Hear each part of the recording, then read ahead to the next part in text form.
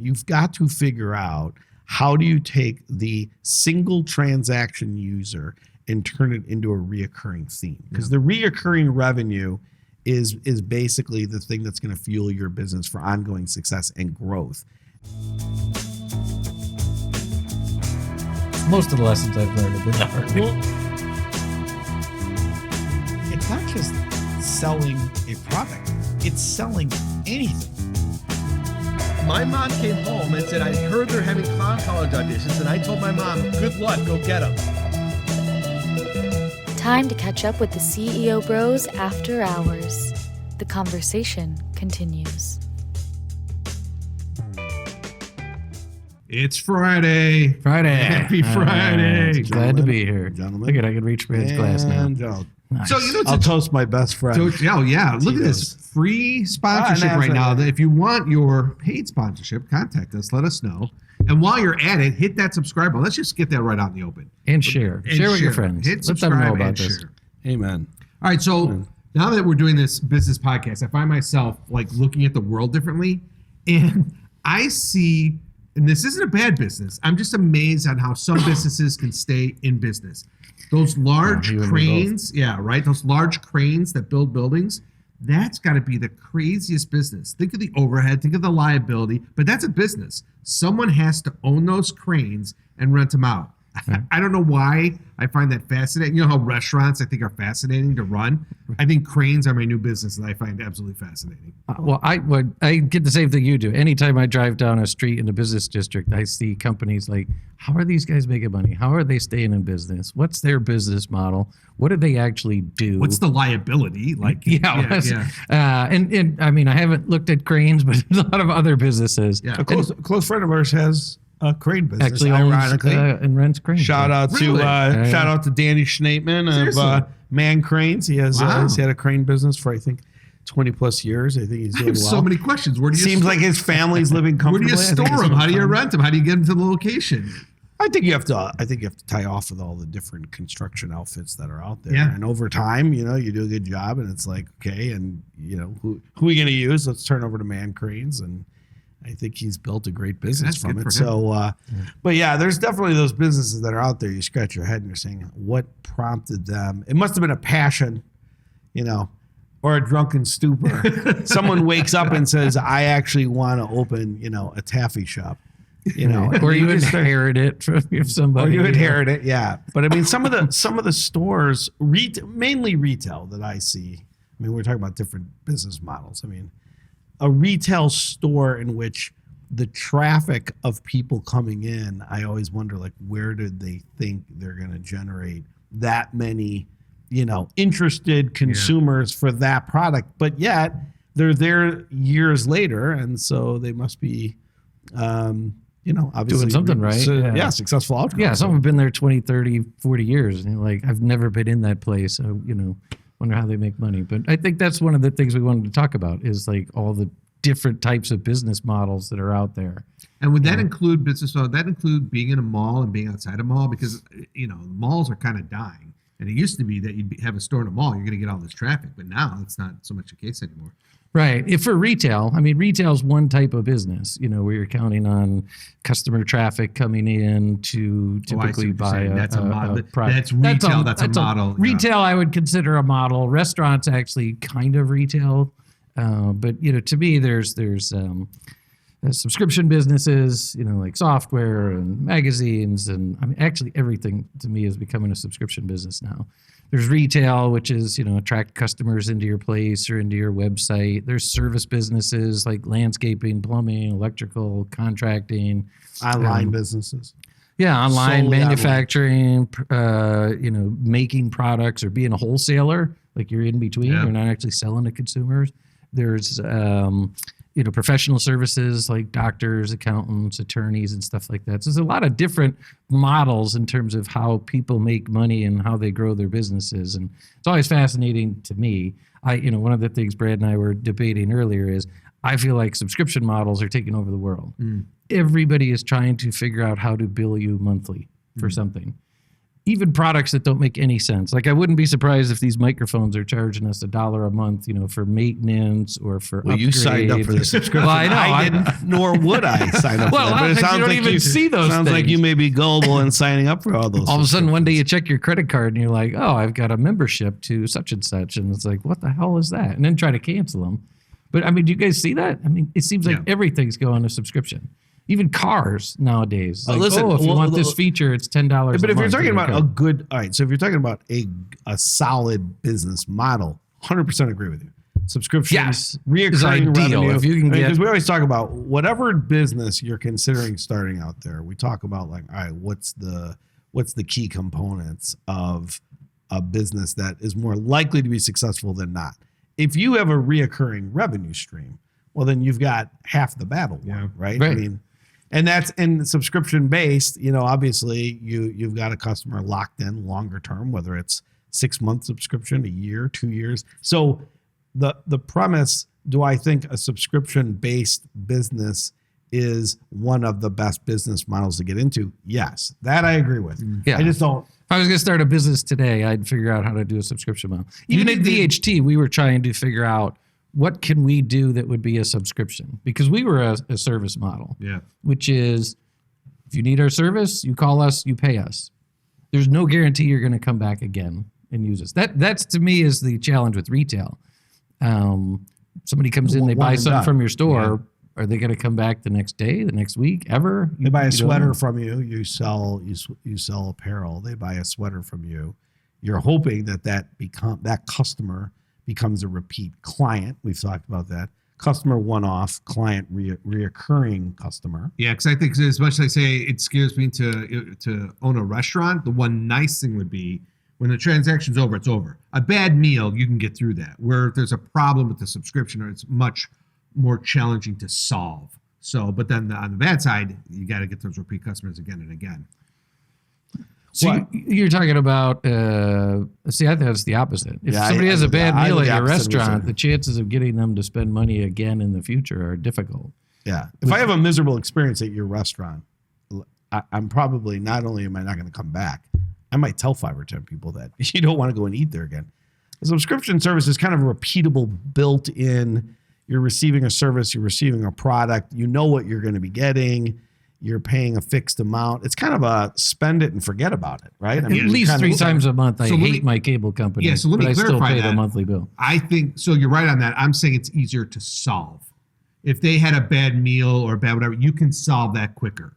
You can say, well, just here's a new meal. Like, I think it's an easier one. If they tell you, yeah. Okay, fair. We've talked about that. I mean, I think that's important in those kind of businesses. You have to talk to your customers. You have to survey your customers. You have to engage with them. If I was the manager of a restaurant, I'd be on the floor as much as I possibly could. Because if they walk out and they weren't happy, they're not coming back. And there's nothing you can do, I don't think. So let's talk about it. So if you're an aspiring entrepreneur out there, you're thinking like, hey, I want to start a business. What do you guys think? I mean, my take, and I think you and I have had this conversation, is that anything that's reoccurring revenue based. I mean, I think we were talking at one time a couple of weeks ago, and you were lamenting about car washes. Okay, well, car wash is a repeat business in most cases. I mean, again, assuming that there's not 15 car washes in your neighborhood. That's another story. And we can talk about that. But any business that you can create a repeat customer, I think, has got the strong foundation for success. Storage facilities, That's a car wash. I even think people out there, a laundromat, own ATM machines, anything that's a reoccurring, like, hey, I'm going to come back for that service, that product. It's going to generate a weekly, monthly, annual revenue stream. You should be pursuing that, because I think from the standpoint of you're finding an embedded customer base, and Brian's earlier point about finding a customer and then trying to find the next customer, a different customer. Someone buys a sweater from you. Okay, well, that could be a repeat customer, but when you sell a product and you only sell a product one time to a unique person, you got to find a bunch of unique people to keep buying your product. Right. That's not saying that that's not possible. So for those of you that are out there that have that business, great, all the power to you. It's just you have to work that much harder to find your next customer. Well, and a lot of those are what I'd call a convenience business. People tend to use the one that's closest to their house. So, if there's 2 car washes and one's 2 blocks away and one's a mile and a half away, chances are you're going to go to the first one unless they really screw it up or they're really expensive on a repeat basis. There may not be any loyalty there or anything. Although, like the car wash by my house, one of 15, we'll talk about that later. There's a guy who stands at the kiosk and he sells you on a monthly subscription. So he'll say, oh, what do you want to get? Oh, I want to get the basic wash. Okay, we actually have a subscription for $15 a month. You can get your car washed unlimited. Or you can get the premium for $25 a month. And they push it hard. And what do you think, though, in the subscription base? I mean, since I think we're all in consensus, like a subscription-based business is solid. I wonder how much of those business plans are really built on that the repeat visit's not going to occur, but you're paying for it. You know what I mean? Like, the breakage, gift cards. The car, gift cards, or take the car wash as an example. Okay, so Matt, I'm going to sell Health clubs, perfect example. Health clubs, great example. So you're paying a $75, $50, $100 membership to be a health club member. I wonder what percentage of visits those businesses are counting on Matt only showing up once a month for his $100 a month membership. And, and the reality is that I'm sure that, the spillage, the fallout is X percent. And they're banking on that Matt's going to sign up. He's going to be excited for a couple of months. But for the next 8 to 10 months after that, he's not going to show up anywhere near what he was expected to show up. That's interesting. I think it's also, I wonder if it's also the same thing about signing up for a free trial and then banking on that you forget and you may cancel 2 months later, but they know, well, hey, we may get an extra month or 2 of revenue because they forgot that the 10 days are over and automatically hit their card. There's a ton of those. That's actually a product marketing method specifically. Trial memberships versus we're not actually led. fulfilling the service, like say those major insurance companies out there. You pay for an insurance policy, but they don't want to pay the claim, and they actually make you fight for those claims, and they will refute those claims until you probably give up. And those that stay on top of them will pay out. It's something we have a little bit of experience with going after. Or they just make it impossible to cancel. I got to cancel and I can't get it. The car wash thing I was going to say. There's one in person. My daughter was at a health club and she moved. She had to go to that location. You have to go to the location to cancel. That location where you signed up. So she had to drive all the way out there, even though she moved, to cancel. Couldn't do it at the 5 minutes from our house.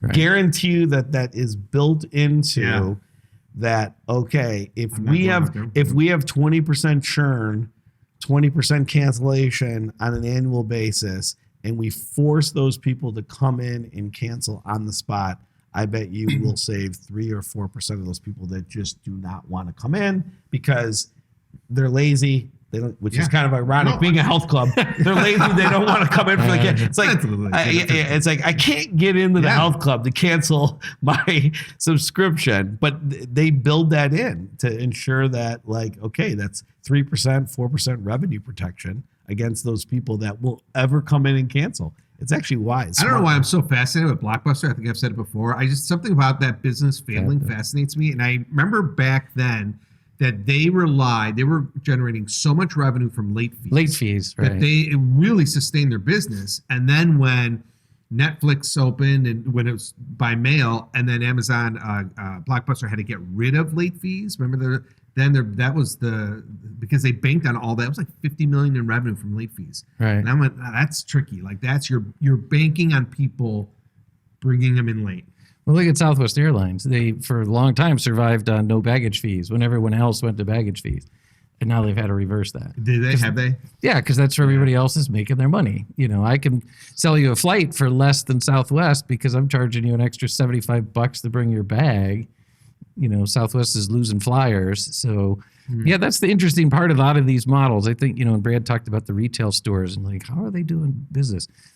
I always ask. And a lot of times they've got something else kind of on the side. It's not the retail business itself. The business is just the location, but they're selling on the internet. Yeah. Or they've got a deal with the local college and they sell thousands of them a month to the sports teams or a larger client that is not serviced by the brick and mortar store Exactly. is actually representing 20, 30, 40% of their business. You don't see that because it's a relationship they have outside the store. The store just serves to be their kind of their signage, their advertising, their branding of what they actually offer, but they have much bigger customers that are out there that they're servicing, major manufacturer, major school, major university. Yeah, I was talking to somebody the other day that's starting an art gallery, and I kind of grimaced like, how do you make money on that?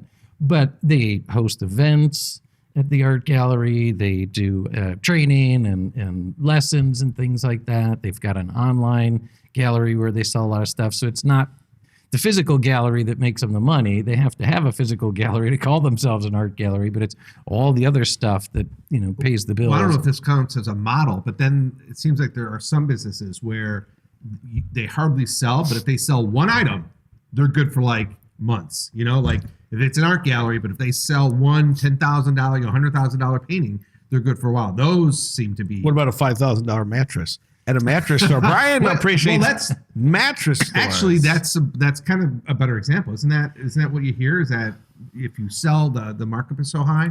The margin is so incredibly high in mattresses that they don't have to sell 5-6 mattresses a day. Example. They may be selling 5-6 mattresses a day. And Brian, that probably goes back to your point about like, hey, maybe they're selling in universities. How do you know that those major mattress stores aren't selling in hotel chains? They might be. Hey, Yeah, we're gonna get you your next 150 mattresses on a second year, every second year contract basis. You're gonna take 200 mattresses from us. They're gonna be discounted 20%. The storefront happens to be the branding for the consumers. I think I'm gonna go open a mattress store. I think I got an idea. Now they got that hassle list that doesn't even have employees. It's basically just you go in, and if you want to buy a mattress, you go to the kiosk. I was always, you guys have heard me astounded by how many mattress stores there were like 5-6 years ago.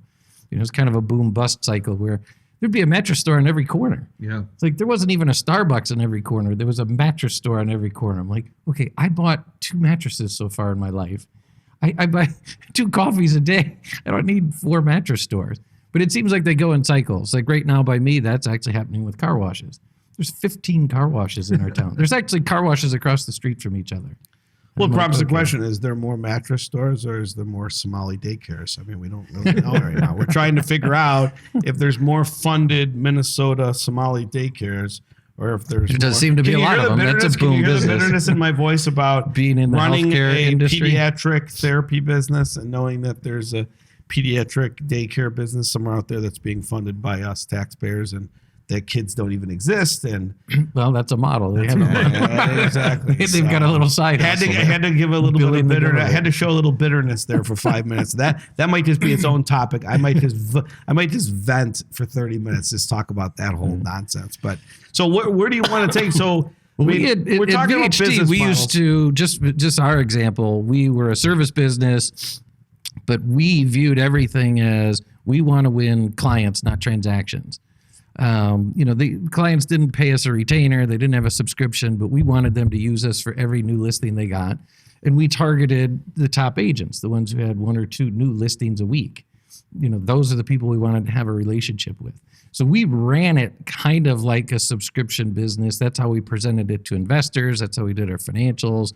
That's how we, approached everything as you're a client for life. We're a professional service provider, not a transaction business. Because a transaction business, I don't know how people survive. When we started acquiring some of our competitors, we realized they were doing their financials based on, well, we want to do 10 shoots a day. But they didn't care who they were. So 9 of those, you could spend all this money trying to get those clients to use you for that transaction, and then they never come back again. So we've talked about cost of acquisition before. When we did the math, it's like, okay, it's a $100 shoot, and it's costing $75 just to get them to use us. That's death by 1,000 cuts. We're going to be out of business. But if we know that they spend, $2,000 a year, paying $75 to acquire them is a great business but let's model. go there, Brian. So, I mean, we're talking about different business models. And if someone were like, all right, what's your guys' takeaway from this? I mean, would you say that when you started VHT, that it was that you didn't really give much thought to, is it subscription, is it not? Is it reoccurring? No, we didn't. You were basically like, we're going to You started shoot out a as home. transactions, right? We're going to Right. shoot a home. We're going to take a video. We're going to take a picture. People are going to pay us to do that. Yep. It was only after you started the business that you were immersed in it where you said, okay, we have to figure out how to take this transaction business where we're selling one at a time and we have to turn it into a reoccurring revenue business. Right. Oh, it yeah, wasn't absolutely. something where you came in. And I guess I'm bringing this up because there's people out there that are like, well, my business isn't necessarily a reoccurring revenue model today, but you want to try to think in that mode. Absolutely. Get yourself to a point where, like, what can you do to shape or change your business to create a reoccurring or repeating customer? Because when you started your business, which was a great idea, it was a multiple transaction. It was one transaction at a time. Only over time after you started it and set it up did it become, hey, we have to create this into a reoccurring revenue machine or we're going to struggle. Right. And that kind of came naturally to us. It was never a decision. I was shocked when we realized a lot of our competitors weren't thinking of the business that way. And I mean, you see it with a lot of service businesses. You know, if you get lawn care or pest control or anything like that, you know, generally you call because, hey, I saw some ants. Can you come out and spray? They don't want to do that. They come out with a package that says, well, here's our annual fee. It's, you know, $200 every month. We come out and here's all the reasons you need us every month. I'm like, you know, I really just need you this one time. And they don't. I do don't it have 'cause there's- problems with arachnids, or I don't have problems with Right. water bugs Until they take them out of I their don't have pocket and problems dump with them in stink the bugs. you know. Yeah, they start sprinkling them over your house. Yes, you do have a problem. Well, look at that. Where do you think that tarantula came from? But so I mean, so like, and I would say like Matt's prior world, being in the theater world, I mean, that's got to be a transaction type too. You don't have a reoccurring customer unless they're buying a product. Well, the subscriptions. You can't have subscriptions. Do you know that Marriott Lincolnshire is the largest subscription in all Chicago theaters? For theater. Yeah, Yeah. they have the largest subscription base. So you can, some theaters do say, we do 6 shows a year. You buy a subscription, you get a discount on all of them. My parents have been subscribers for 25 years over at the Marriott. Every year they send in That's what you have to do. You have to do like clubs, memberships, loyalty programs, you know, surveys, get customers' contact information, the birthday club, whatever it is to establish a relationship instead of a transaction with them. And I think no matter what business you're in, even if you're running a hot dog stand, how do I get you, you know, in my... I think that's the takeaway from this is this. There's a bunch of people out there that are thinking like, I want to start a business, or I've got an idea for a business. Guys, what's your thoughts on this? It'd be like, okay, so you got an idea. Let's say it's a one at a time transaction. You're going to sell whatever. You're going to sell, you know, you're going to sell funnel cakes. We're talking No, about a funnel restaurant, cakes, yeah. okay? But- Yeah, you're going to sell something. Okay. The reality is that to the point Brian's making, you've got to figure out how do you take the single transaction user and turn it into a reoccurring theme? Because the reoccurring revenue is basically the thing that's going to fuel your business for ongoing success and growth. And so if you don't figure that out, you may not have it today. Doesn't mean you can't start a business with a one-off transaction type model, but you have to quickly get your thinking into like, how do I turn it into a reoccurring revenue stream? Because if you don't, you could find yourself in some serious struggles, not too distant future. And Jiffy Lube works for me because I gotta tell you, it works. I go there and they give you a coupon, you know, $15 off next time. Next time, right. So then my choice is, well, do I go to a new place or I'll just use the coupon? And then I go there again, another coupon. So they keep getting me back because I'm not going to try a new place and pay more. I'll just keep doing the coupon everywhere. So that's, although there's no subscription, they've got me because they give me something every time I leave. When I think you mentioned the subscription that gets you a discount at theaters, like Spirit Airlines did that. I've seen a lot of other businesses. If you pay us $10 a month for each of your transactions, you'll get 25% off. So the subscription pays for itself tomorrow. But what it does is it creates that recurring revenue stream for the business that gets you through. Like our issue was always the seasonality. In November and December, we didn't make anything. And so we were constantly going, shit, I wish we had a subscription service so we'd have some cash coming in the That's a door in scary November feeling, and man. December. You want to There's kind of times- flatten out the... In any seasonality of any business, man, when the cash starts to dry up, it's a scary thing. So keep that. I think we could probably wrap here as we relate to business models is that you've got to take that into account. If you don't start thinking in that manner, how do you turn it into a reoccurring revenue from whatever your business model is? Get it there, head there, strategize, implement, because I got, I'll add one more. What?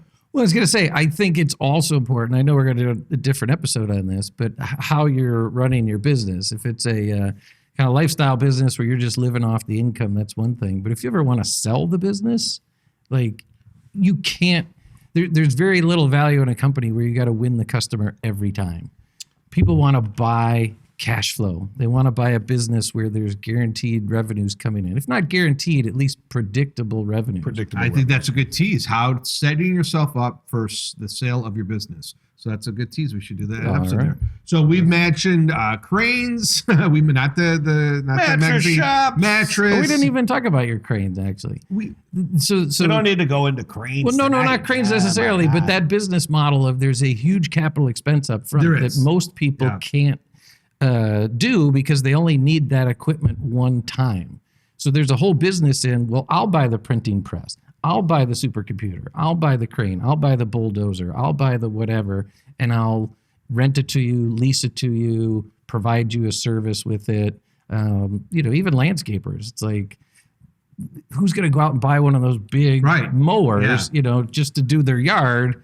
But that guy made the investment, so you're paying, I think- basically for the service and the equipment. It's a good he model. understands that we ended the episode. I know. We basically are saying we still for a taping? business model. I mean, we You guys know I He's could having go a on good time. forever. He's having a good time. He I wants know to- he wants to keep I could talking go on about it. forever. It's like we can go on and talk for an hour, and people will be like, "I'm done with your business models." So I just see cranes like so big and so tall, and the liability just fascinates me. All right, so you heard all those examples. Send us businesses that you drive by and you wonder how they in business. Yeah, what the And we- hell is that? Yeah, Well, how do they open a taffy shop? yeah, how do they open a taffy shop, and we will discuss. To all our taffy taffy shop owners out there, we love you too. in malls. Okay, until next time, Here we go. Nice. Cheers. Cheers. All right, see ya. be nice to your crane. One drink, Be please. nice to your crane operators.